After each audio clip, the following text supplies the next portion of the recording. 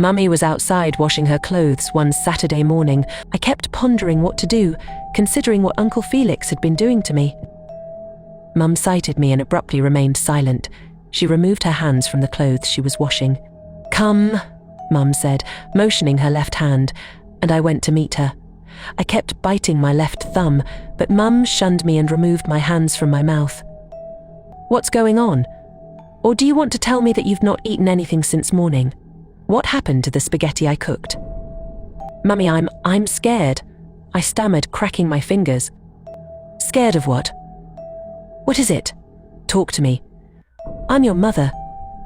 Mum quizzed as she sat me on her lap, buttoning my chest, which was a bit open, while I turned my face to the other side. "Eloor, come here fast," Uncle Felix thundered from the kitchen. "Eloor, your uncle is calling you to go and meet him," Mum said, and I stood up and left. Going to meet him was like going to meet the devil himself. In my mind, I was crying bitterly, but I had to just oblige. "Is it not how you kept your face that made Mum suspect that something was wrong? So if not that I called you, that is how you would have exposed everything, Abby." He bellowed and pressed me against the wall. "I didn't say anything. I didn't say anything, please. Please believe me. I only told her that I'm scared." You had better mind your tongue. I believe we had an agreement. So better respect yourself." He whispered to me, released me, and left. My heart began to race. I began panting like someone had run a marathon race. I dashed to my room, locked the door, pulled my skirt, and began removing the small piece of cloth I had placed in the middle of the two pants I was dutifully wearing because of the excruciating pains emanating from my vagina. I discovered that the piece was soaked with blood, as usual. I carefully removed it and rushed to the bathroom to flush the small piece. After successfully rinsing my vagina, I changed back to a different pant and left. Uncle Felix had been staying with us for 2 months, and he should be in his 30s. Mum had always trusted him, oblivious to the fact that he was a wolf in sheep's clothing. Felix had been making moves on me for over 2 weeks and successfully got me deflowered one Sunday night.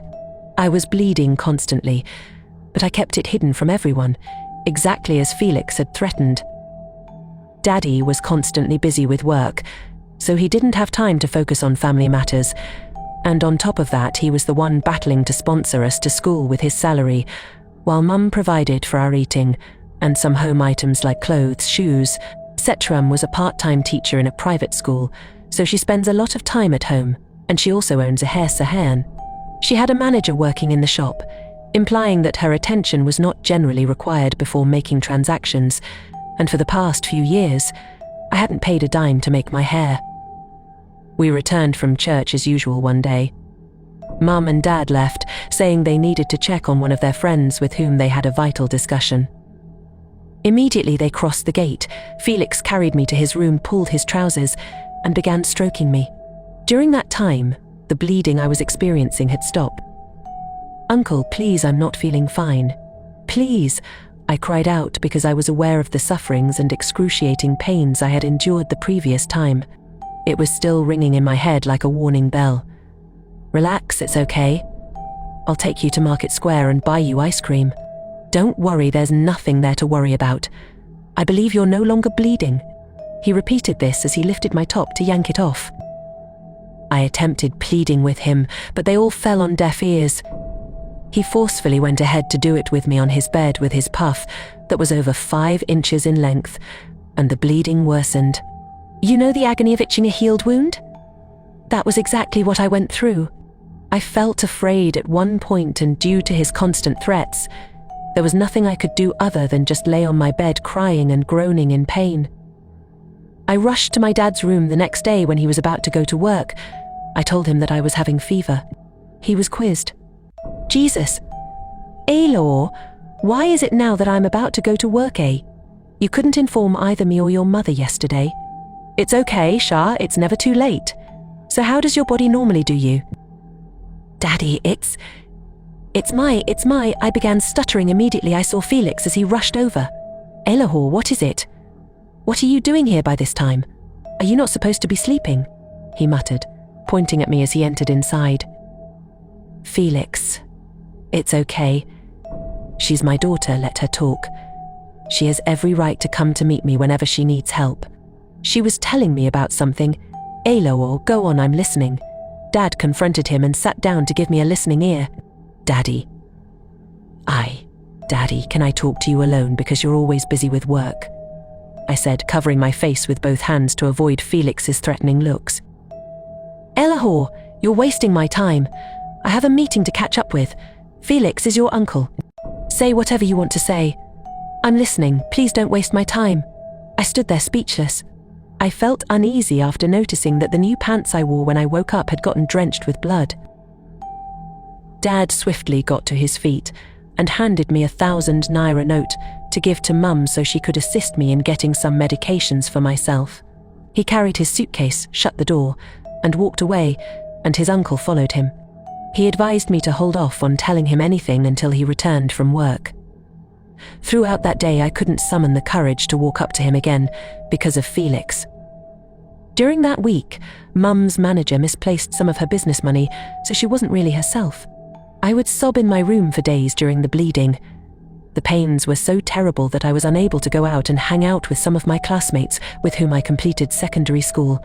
He was the one who normally checks up on Rumo, my junior sister, and I had been praying all through hoping that God would help me to expose him someday. Felix kept assuring me that he'd buy me this and that, although he had bought me ice cream numerous times, even cakes. As of then, I don't have a phone. He bought me some of my skirts, even the pink bra I was using. He orchestrated it and bought it for me. He tried every means to brighten up my face, but the wounds he had inflicted on me remained. The 5th time I got penetrated was one particular afternoon around 2 p.m, when I was bathing. Meanwhile, my elder sister went back to her school in the morning after Mum had successfully given her some foodstuffs like rice, gari, beans, and some of the yams she had bought from the market. I was the one who helped my elder sister carry the 2 sacks to the roadside. After everything was done, I returned to the house to serve some of the rice that Success had prepared and finished eating. I relaxed on the couch for a while and went to the bathroom to take a bath because I was sweaty. I never knew that the devil had been monitoring me the entire time. While I was bathing, Felix quickly bumped into me stark naked. I screamed in a fight, but he quickly covered my lips and slammed the door. Mummy heard my screams and hurried over to the bathroom, opening the door and standing a few feet away. She was curious, and Felix had crept behind the closed door by my left. He had already threatened me as usual to compose myself. Eloor, what is it? Why were you shouting? Could you believe I abandoned all the beans I was selecting just because of you? Mummy, I slipped and almost fell. I'm sorry, it was because of. I stuttered, using my style to peer at him. Eloor, the eyes that God gave you, so you don't see with them, Abby? So it was an ordinary slip that caused you to scream. Mechiru, better finish this your bath and come and join me to select the beans, she stated, banged the door, and left. Oya na, bend fast, he whispered as he stood right in front. Uncle, please. You're killing me, please. I don't want to go through those horrible pains again. Please, I'm begging you. You can tell me to do another thing, but not this, please. I pleaded amidst hot tears while on my knees, but he stood there, and his face abruptly changed to that of a charging bull. Don't make me force you.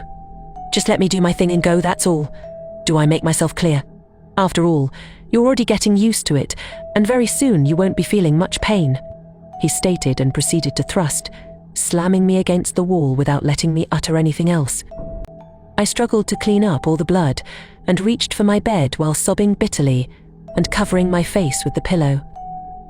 I couldn't join Mum to select the beans that day, and she didn't bother to ask me either. She prepared the beans all by herself. I was in my room crying and praying in my mind. Felix later bought me a prescription in liquid form that night, and he instructed me to take 2 caps of it, adding that it would make me feel better. After sipping it, he covered it and sneaked back to his room.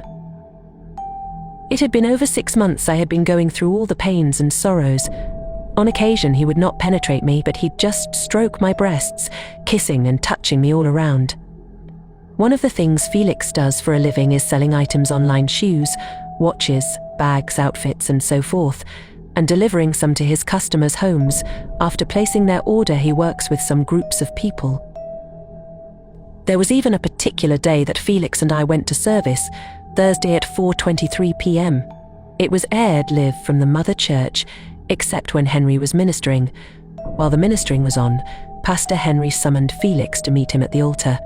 I was startled to believe he had observed something connected to what he had been doing to me, and during that period, the pains had submerged. "You're Felix, Eloor's niece, right?" Pastor questioned him. "Yes, Pastor," he responded. "I was just there observing them." Pastor looked at him for a while. "Pastor, is everything all right?" Felix asked him eagerly, putting on a fake smile. Of course, I could tell when he was smiling, and when he was acting. "We have something to talk about. You can go. I just wanted to recognize you in the midst of the crowd. You've been coming here for a while now, but I don't really recognize you," he told Felix and continued with his preachings. Felix left and sat close to me. The pastor discussed with him when service had elapsed, but I had no idea of what they talked about. We got home, and Felix became so mad at me, which I had no idea of. "Eloor, what did you tell that useless man who called me outside today?" He fired at me, and my heart quickly flew out. "I didn't tell him anything. Please believe me," I appealed. Why was he now telling me that there's something peculiar about me, and that I need to change my ways? "What did you tell him?" He thundered again, and Mum heard his voice. "Felix, what's going on with you and my daughter this evening? I thought both of you just came back from church," Mum quizzed, peering at him. "Don't mind this girl who doesn't usually hear words," he exclaimed, stared at me, and left. Only the eye alone told me the message he had passed to me. "And you? Can't you just respect yourself for once? Nawa for you, oh. So because I didn't follow you to the church today, that's why you're misbehaving, Abby," Mum protested. I remained silent as I sat on the floor, with my hands tucked between my legs and portraying a guilty face. A call quickly came in, and Mum left to attend to the call. After a few days, Felix accompanied me to register for my West African examinations, as instructed by my parents. My mother had already decided that it was time for me to enroll at university with my siblings. The moment we were going to enter the woman's office around 2:18 p.m., my chest suddenly became hot. I unexpectedly slumped and passed out. I woke up and saw Felix sitting close to me in one particular clinic that I had no idea about. I noticed that it was late. I raised myself up from the bed and looked around. "Please, sir, where am I? What happened to me?" He was just rotating his head sideways. "You were unconscious, so I brought you here for a checkup. Eloor, just relax." "Sir," I answered and unexpectedly vomited on the mattress. "It's okay. It's okay. The nurse pronounced that you're pregnant, and I don't want you to say anything yet. I will take care of everything." "Oh Jesus, I'm pregnant," I cried out, and he quickly covered my mouth. "Shh. I told you I'll handle it. Don't unveil anything to anyone yet. Do I make myself clear?" While waiting for a response from me, a call came and it was Mum. Mummy, yes, she's fine. I'm with her, and she's getting better." "Mummy, we thank God that it didn't surpass this, Felix replied. "I heard she fell unconscious as she was about to enter the office. Which hospital did you take her to?" "Can I speak with her? Tell her you're fine," Felix whispered and gave me the phone. "Mummy," I said, staring at him. "My daughter, what happened to you? I apologize for not being able to contact you. I have a lot on my plate, and you know your father doesn't even have time for himself, let alone someone else, which is why I let your uncle accompany you there. I never expected any of this. What exactly happened to you? Please explain. I have enough airtime." "Mummy, I'm still in the hospital here with my uncle, and I'm fine now. God is really wonderful." "I'm glad you're fine too, because I've been worried. Please give him the phone." I gave him the phone. "Please make sure she's well taken care of. When will she be discharged?" "Probably tomorrow." "Felix, please. Ooh. Make sure my daughter is safe. Ooh," she said and aborted the call. "Mummy, rest assured, Oyana, we will talk later, Mum remarked and cut the call.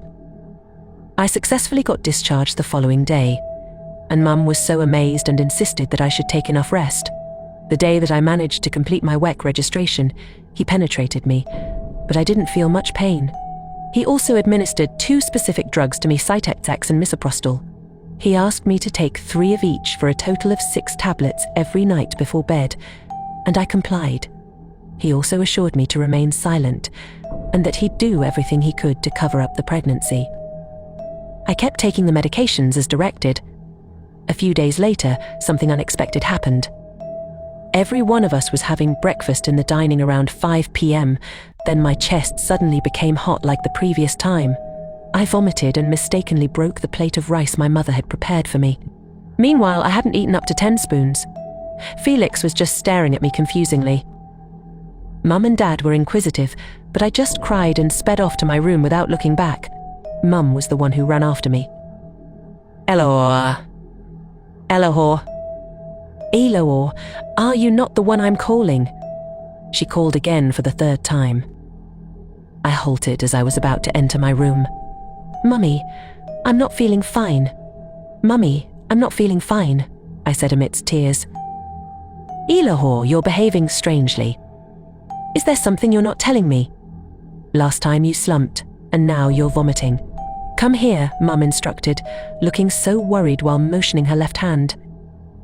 Eloor, what is it? Felix said and rushed over. Eloor, you're not feeling fine. Why didn't you inform me? Mummy let me take her to the hospital. I think her situation is getting out of hand, Felix muttered, walking close to me. Felix, just excuse me. I need to talk to my daughter alone, Mum said, took me inside my room, and shut the door. My tummy began to hurt me as if something was excavating a large hole inside of me. I began to shout and wail on the ground. My condition worsened to the point Mum abandoned everything and rushed me to the nearby hospital alongside Dad and Felix. After all of the tests, Mum and Dad were informed that I was 3 weeks pregnant, that my odds of giving birth to the child were only 10% out of 100%, and that I was starting to lose the child due to some harmful pills that I had been taking. The nurse later advised Mum to make sure I stopped taking the drugs to avoid losing the child. Mum was just crying bitterly while Dad was peering at me annoyingly. I stayed there for approximately 6 days with all manner of medications before Mum brought me back home. She didn't ask me anything about the pregnancy until I got home. Each time Mum would question me about the pregnancy, I'd face the ground shedding hot tears. Mum and Dad instructed Felix to search my room and look for the drugs that I had been taking, but unfortunately, Felix hid everything by himself and told them that he found nothing because I could vividly recall that I hid the drugs under my wardrobe. Despite the beatings, I refused to speak because I was afraid. Mum and Felix were putting a lot of pressure on me. Mum eventually felt sorry for me, seeing all the scars she had inflicted on my body and considering my pregnancy. She stopped striking me and started caressing me, asking me to reveal the person responsible for the pregnancy. Uncle Felix continued with the threats. He'd sneak into my room at night, most especially around 11 p.m., with the pills and pressure me to swallow them, saying, "You should lose this child. Do you know what it means if your mum finds out that you're carrying my child? Do you want to die?" "No, Uncle, please. I don't want anything to happen to me. I heard everything that the nurse told Mum. Please, and I don't want to kill this innocent child. I won't tell anyone that you're responsible." "Good, which is why you have to keep on taking the drugs every night." "Understood."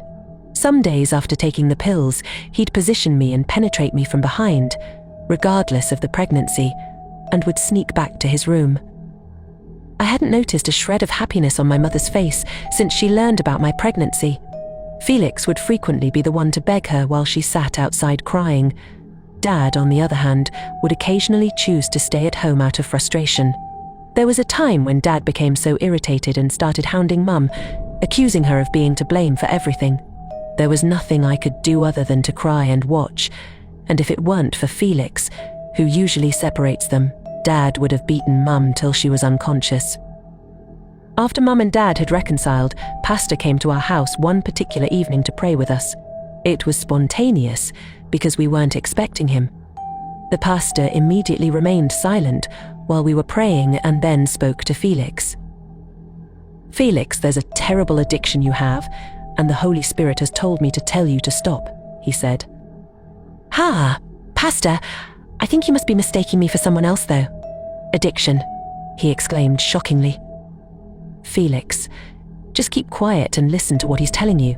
Just listen, shoo," Dad squeaked him. I could tell that he wasn't happy at all, considering all the frustrations he had been going through because of me. "Felix, sorry to ask, but have you given your life to Christ before?" "Yes," he responded with a weak voice. "What about you, Eloor?" I began to splutter, staring at my mother, whose eyes were filled with tears. "Please help me to ask her. I've done everything to persuade her to unveil the man responsible for this child she's carrying, but she won't say anything. Pastor, I'm just frustrated because I haven't been myself for more than a month.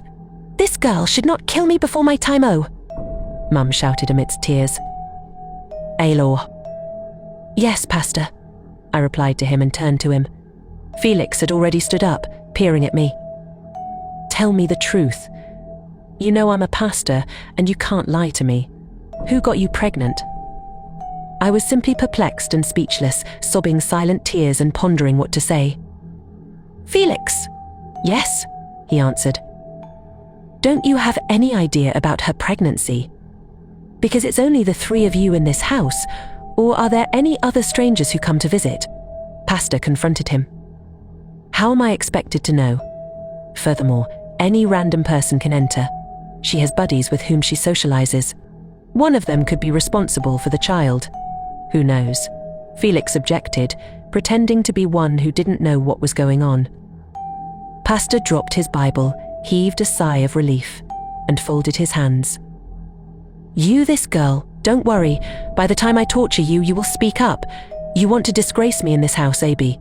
"Don't worry," Mum shouted amidst tears, swinging her hands and cracking her fingers. Hey, hey, hey, hey, hey, hey, it's okay, it's okay. If you had been watching her closely, none of this would have happened. What's the duty of a wife? What's the main reason why I married you in the first place? Is it not to take care of our children? Regina, don't let me hear your voice again," Dad warned Mum, extending his left hand. "Please. It's okay. Please, let's settle this cordially. We will soon get to the bottom of this. There's nothing that the Lord cannot do," the pastor told Mum and Dad. "Eloor." "Pastor," I answered, scratching my left hand and looking so devastated. "Who is the man behind this pregnancy? Your parents are really frustrated because of the problems you've inflicted on them. Your mum is so upset with you," he stated, gazing at me. Pastor, I don't know what to say. I'm scared. Pastor, I don't know what to, I cried out and rushed to my room, covering my face with both hands. "Eloor," the pastor called, but I left regardless. "Don't worry, I'll go after her and talk to her," Felix said and rushed to meet me in my room. He shut the door, drew the curtains, and sat close to me on the bed. "Wipe those your tears. What's there to cry about? Eh? Once they ask you, just tell them you don't know, and that's all. Nobody will come and use a razor blade to cut your mouth, which is why I'm trying everything possible to make sure that you abort this child. Are you hearing me?" he whispered to me, cleaning my tears. I nodded and stood up. "Just stick according to the plan," he said and left. While the pastor was talking to Dad, Mum came to soothe me in my room that day, begging me to tell her the truth, but I remained dumb and crying. She became enraged and yelled at me, even spanking me on the head thrice, but all I did was scream and roll on the ground. Pastor pleaded with them to allow me some time. He stated that being harsh on me was not the best approach to address the matter. Mum would ensure that Felix takes me to the clinic for checkups, but Felix wouldn't. He'd take me out to anywhere of his choice. Most of the time he'd purchase me costly foods. Mummy chose to keep a tight eye on me at night because she was afraid something horrible would happen to me. During those times, Felix was unable to penetrate me or administer the drugs as usual. After a few weeks, that should be around the 4th month of carrying the child, Felix crept to my room as usual, which was around 12:15 a.m. He was wearing shorts and was holding 2 small cups of drugs and a small sachet of water. That day I was so fatigued that Mum didn't come to my room as usual, so I slept off. Felix was the one who tapped me, and I jolted up in fright. When I looked closer, it was him. At first, I thought it was a dream. Since I could recall turning the lights on before going to sleep, he had already turned them off. "Felix, please don't tell me you want to give me those drugs again," I muttered, saddening my face. "Have you forgotten what I told you?" he said and quickly removed his shots. "Felix, I beg, not with this child I'm carrying. Please, I'm begging you." I kept pleading with him as he positioned me to thrust. "Quiet now. Do you want Mum to know that I'm here? Stop complaining. This is something you're already used to. Why are you doing this to me? Is it because I'm a young girl? Can you do this to your sister?" I said calmly while crying bitterly. "Shut up. You talk too much," he said and began to thrust. After 30 minutes of satisfying himself, he handed me the 6 tablets with the water and sat close to me on the bed, fondling my breasts. I was on the verge of swallowing the drugs when someone abruptly opened the door. Felix rushed to get his shorts while I tossed the drugs on the floor out of fear. The person quickly turned on the lights, and it was my dad. "What?"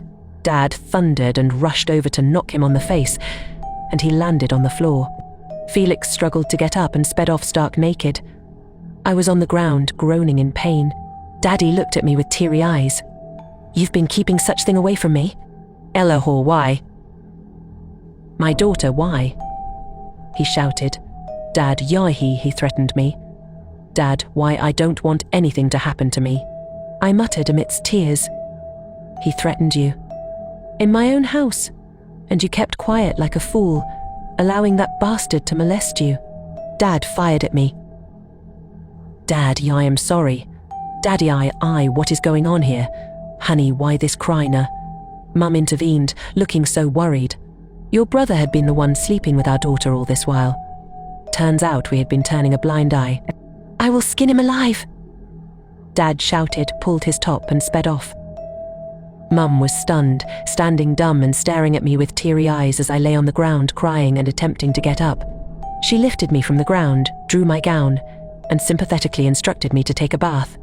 I came back from the bathroom and couldn't find my parents, likewise Felix.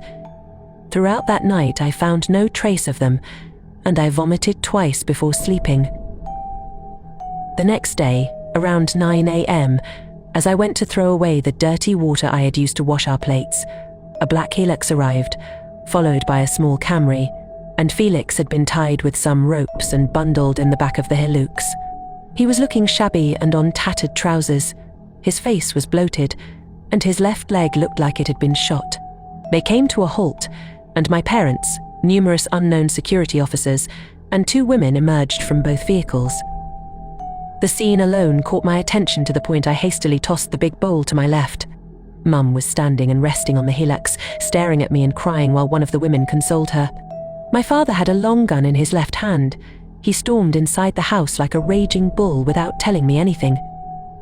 I looked at Felix and felt sorry for him.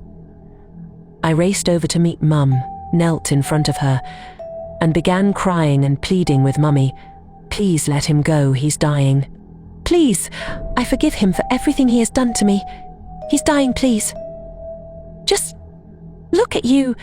You're even pleading on his behalf. What a shame. Some girls you're far older than are so wise that they alert their parents when something goes wrong with them, but you're just quiet like a tortoise. What an idiot you are.